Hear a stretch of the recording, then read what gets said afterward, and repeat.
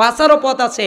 আপনারা গুনাহ করবেন, কোনো সমস্যা নাই, খালি 5টা জিনিস থেকে দূরে থেকে গুনাহ করবেন। কয়টা জিনিস থেকে দূরে থেকে? 5টা। এক, আপনি যেহেতু গুনাহ করবেন, আল্লাহর দেওয়া রিজিক খাবেন না। পারবেন না? গুনাহ করবেন, কি খাবেন না? আল্লাহর দেওয়া রিজিক খাবেন না। আপনি যেহেতু গুনাহ করবেন, আল্লাহর দেওয়া জমিনেও থাকবেন না। যদি বলেন কোথায় থাকবেন আমি জানি না, কোথায় থাকবেন আমি জানি না, কিন্তু আল্লাহর দেওয়া জমিনে থাকবেন না। 3, আপনি যদি গুনাহ করেন, আল্লাহকে না দেখিয়ে গুনাহ করবেন, আল্লাহ যেন না দেখে। পারবেন না? এরকম আন্ডারগ্রাউন্ড আপনাদের নাই যে এমন একটা জায়গায় গিয়ে গুনাহ করব যেখানে আল্লাহ, ওই যুবকদের মনে হয় দেখে না যারা খেতার তলে গুনাহ করে, ওই যুবকদের মনে হয় দেখে না যারা ল্যাপের তলে মোবাইলের ভিতরে আজেবাজে ছবি দেখে, ওই যুবকদের মনে হয় গুনাহ হয় না যারা আজেবাজে ছবির ভিতরে ব্যস্ত থাকে। তার মানে তুমি যদি গুনাহ করো, 5টা জিনিস থেকে দূরে থাকো, তার একটা হচ্ছে, আচ্ছা বলেন আপনাদের কি লজ্জা হয় না?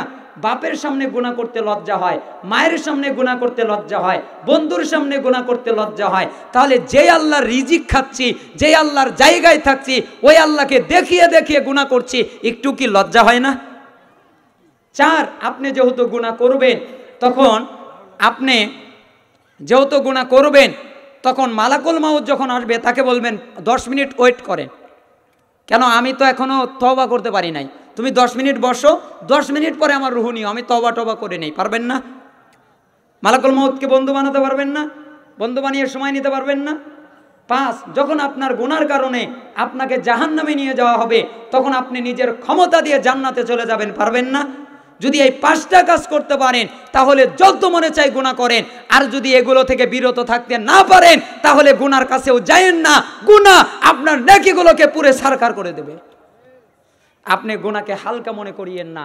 যারা পাপী ফাসিক, তারা গুনাহকে হালকা মনে করে, যারা ইমানদার মুমিন, তারা গুনাহকে ভারী মনে করে। অতএব আল্লাহ তাআলা যেন আমাদেরকে আমল করার তৌফিক দান করেন। তার মানে 1 নম্বর উপদেশ, 1 নম্বর কথা হলো তুমি হারাম ত্যাগ করবে, বিনিময়ে আল্লাহর ওলি হয়ে যাবে।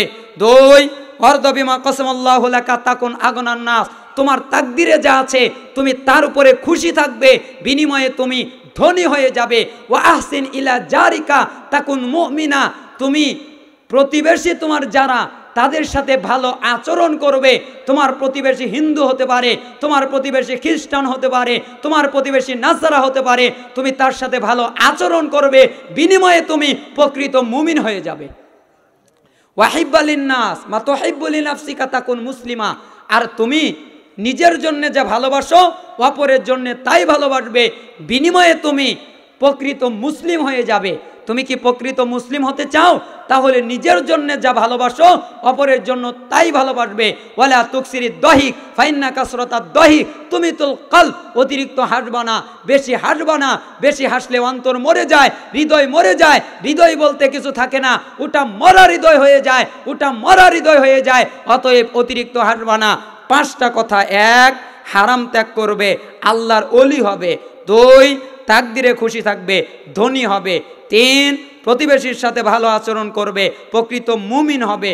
4, নিজের জন্য যা পছন্দ অপরের জন্য তাই পছন্দ করবে, প্রকৃত মুসলিম হবে। 5, অতিরিক্ত হাসবা না, অতিরিক্ত হাসলে অন্তর মরে যায়। তিরমিজি 2305 এবং মিশকাতের 5171 নম্বরে রাসূল সাল্লাল্লাহু আলাইহি সাল্লাম বলেছেন, আল্লাহ তাআলা যেন আমাদের 5টা আমল করার তৌফিক দান করেন। সময়ের স্বল্পতায় আর একটা হাদিস বলবো, যদিও বা 5টা কথা বলার কথা, আর একটা পাপ কথা ওনে যেতেই পারি নাই, আর একটা মাত্র হাদিস বলবো, আর মা বোনদের জন্য একটা উপদেশ দেব। এই 2টা বলেই আপনাদের সামনে থেকে বিদায় নিব, আপনাদেরকেও বিদায় দিব। আল্লাহ তাআলা যেন সাহায্য করে।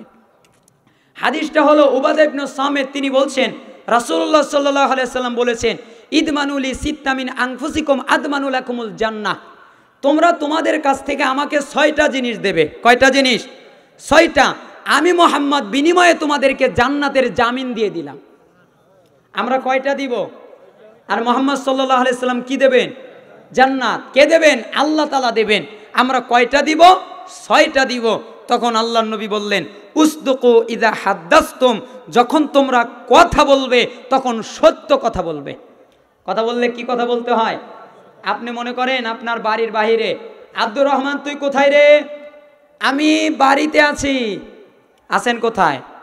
বাড়ির বাহিরে। আপনি রাস্তায় মনে করেন আপনার এই শেখহাটি এখানে আসেন নাই, ওই পাশের অথবা নড়াইলে রয়েছেন, পাশ থেকে আপনাকে কেউ ফোন দিয়েছে, তুই কোথায়? এই আমি শেখহাটির কাছে, শেখহাটি এসেছি। অথচ আছেন কোথায়? নড়াইলে।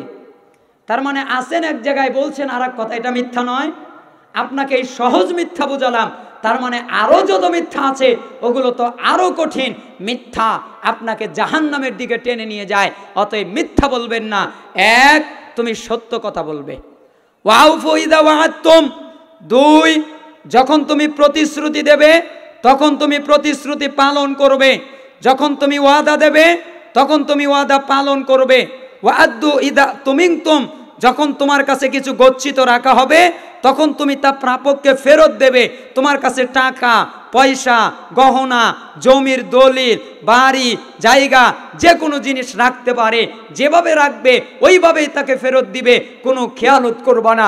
ওয়াহফাজু ফুরুজাকুম, তোমরা নিজেদের লজ্জাস্থানকে হেফাজত করবে। ওয়াগাদ্দু আবসারাকুম, তোমরা তোমাদের চক্ষুকে নিচু করবে, অবনমিত করে রাখবে। ওয়াকুফু আইদিকুম, তোমরা তোমাদের হস্তকে নিয়ন্ত্রিত করবে। এই হাত দ্বারা কারো ক্ষতি করবা না, এই হাত দ্বারা কারো উপরে অত্যাচার করবা না, এই হাত দ্বারা কারো উপরে জুলুম করবা না। 6টা কাজ করবে। এক, যখন তোমরা কথা বলবে সত্য বলবে। দুই, যখন তোমরা প্রতিশ্রুতি দেবে তা পালন করবে।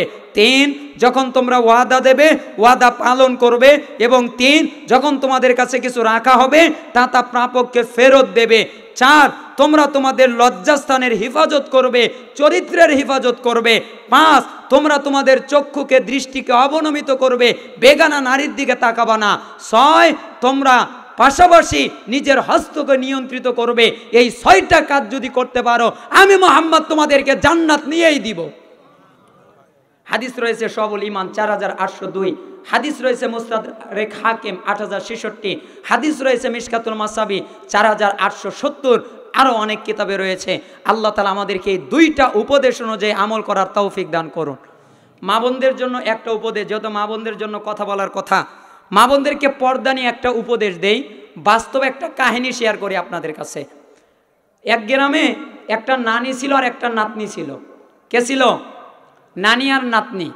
তো দুজন গোসল করতে গেছে। কি করতে গেছে? পুকুরে গোসল করতে গেছে। তো নানি নাতনিকে বলছে, নাতনি তুই উপরে থাক, লোক আসলে আমাকে বলিস, যেহেতু আমি পর্দাশীল মানুষ, লোক আসলে আমাকে বলিস। এই কথা বলেই সে গোসল করতে নেমেছে পুকুরে খোলামেলাভাবে। তখন ওই নাতনি দেখতেছে একটা লোক আসতেছে, তখন বলতেছে, ও নানি লোক আসতেছে, লোক আসতেছে। তখন নানি তাড়াতাড়ি করে কাপড় টাপড় জড়িয়ে এবার উপরে উঠে দেখে লোক আর কেউ নয়, এলাকারই লোক, তার নাম হলো ফটিক। তখন নাতনিকে বলতেছে, ওই ও না আমাগারেই ফটিক, ওর কাছে আবার পর্দা করা লাগে, লোক আসলে বলিস। বলেন তো কার কাছে পর্দা করা লাগে না? ফটিকের কাছে পর্দা করা লাগে না। কে আসলে বলিস? লোক আসলে। নাতি আর কিছু বলে নাই। নানি আবার গোসল তো শেষ হয় নাই, আবার গোসল করতে নেমেছে। কিছুক্ষণ পরে নাতনি আবার ডাক দিয়েছে, ও নানি এবার লোক আসতেছে, এবার লোক আসতেছে। নানি তাড়াতাড়ি করে উপরে উঠে দেখি এবার হলো দুধওয়ালা। তখন নাতনিকে আবার গাল দিয়েছে, এই ও না আমাদের বাড়িতে দুধ দেয়, তুই চিনিস না নাকি? ও লোক হইলো, ও তো আমাদেরই লোক, লোক আসলে বলিস। তার মানে দুধওয়ালা কি না? লোক কে না? ফটিক লোক না। আর লোক কে না? দুধওয়ালা। নানি আবার গোসল করতে নেমেছে। কিছুক্ষণ পরে নাতনি আবার বলতেছে, ও নানি এবার কিন্তু লোক এসেছে, এবার কিন্তু লোক এসেছে। তখন নানি তাড়াতাড়ি করে উপরে উঠে দেখে এবার হলো চুরিওয়ালা। তখন নাতনিকে বলতেছে, তুই ওকে চিনিস না? ও আমাদের বাড়িতে চুরির মাপ দেয়, আমাদের হাতের মাপ দেয়, ও তো আমাদের হাত মেপে মেপে মাপ দেয় চুরির, ও তো আমাদেরই চুরিওয়ালা, ও লোক হলো, লোক আসলে বলিস। তো নাতনি ভাবতেছে লোক আবার কে? ফটিকে লোক না, দুধওয়ালা লোক না, চুরিওয়ালা লোক না, তাহলে লোক কে?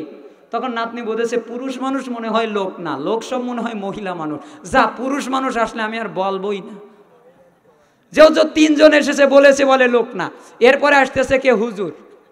কে আসতেছে? নাতনি আর বলে নাই। যদি বলি নানি যদি আবার উঠে ধমক দেয়, ওই ও না আমাদের গ্রামের ইমাম, আমাদেরই নাতি, ওর কাছে আবার পর্দা করে লাগে, ভয়ে আর বলে নাই। তো হুজুর যখন পুকুরের কাছে গেছে, হুজুর তো তাকওয়াশীল মানুষ, তখন দেখেই গলায় খেওর দিয়েছে, তার মানে আমি হুজুর এসেছি, তুমি এবার পর্দা করো। তো নানি তাড়াতাড়ি করে পর্দা করে নাতনির কাছে এসে এ গালে একটা আর ও গালে একটা কষে কষে দুইটা চৌর মেরেছে আর বলতেছে, তোকে বলি নাই লোক আসলে বলবি, লোক এসেছে এখনো বলস নাই। তাহলে বলেন তো লোককে? হুজুর। ফটিকও লোক না, দুধওয়ালাও লোক না, চুরিওয়ালাও লোক না, ওই যে আমাদের মা বোনদের মতো। কয় ও তো আমার চাচাতো ভাই, ও তো আমার খালাতো ভাই, ও তো আমার ফুফাতো ভাই, ও তো আমার স্বামীর বন্ধু, আরে ও আমার ছোট ভাইয়ের মতো, ও আমার দেওর, ও তো আমার ছোট ভাই, বলে না? অথচ দেওর কি সমতুল্য? মরে যাওয়া ভালো, তবু দেওরের সাথে দেখা দেওয়া ভালো নয়। মরে যাও তাও ভালো, তবু দেওরের সাথে দেখা দিও না। আর বলে কি, ও তো আমার দেওর, আরে এ তো আমার ভাসুর, বড় ভাইয়ের মতো, এদের কাছে আবার পর্দা করা লাগে? আপনি হুজুর যখন যাবেন তখন ঘোমটা দেবে, আপনি হুজুর যখন বন্ধ করবেন তখন আবার ঘোমটা খুলবে। ঠিক নয় কি? এটার নাম কি পর্দা? এই পর্দা করলে জান্নাত হবে? মা বোনদের জন্য বুঝাবার জন্য এই বাস্তব একটা কাহিনী শেয়ার করলাম। আর একটা পর্দা সমাজে আছে, আজানি পর্দা। আপনাদের দেশে মনে হয় নাই, আমাদের দেশে আছে। যখন আমাদের এলাকায় আছে, যখন আজান হয় তখন পর্দা দেয়, আজান শেষ আবার খোলে। আজান দিলে কি করে? মাথায় কাপড় দেয়। আজান বন্ধ করলে কি করে? কাপড় আবার খোলে। তার মানে এইরকম পর্দা করিয়েন না। কোরআনে যেই পর্দা, সুন্নায় যেই পর্দা, হাদিসে যেই পর্দা, ওই পর্দা অনুযায়ী মা বোনদের চলার তৌফিক হে রব আপনি দান করেন। খালাতো ভাই, ফুফাতো ভাই, তালতো ভাই, চাচাতো ভাই, ভাসুর, দেওর, এদের প্রত্যেকের কাছ থেকে আল্লাহ তাআলা আপনি এই মা এবং বোনদেরকে আপনি হেফাজত করেন। কারণ এগুলোকে তারা মনে করে না, এগুলোকে মনে করে মাহরাম। আল্লাহ সুবহানাহু ওয়া তাআলা হেফাজত করুন। এই দাবি রেখে আমরা শেষ করছি। কিছু প্রশ্নের তার জবাব দিব।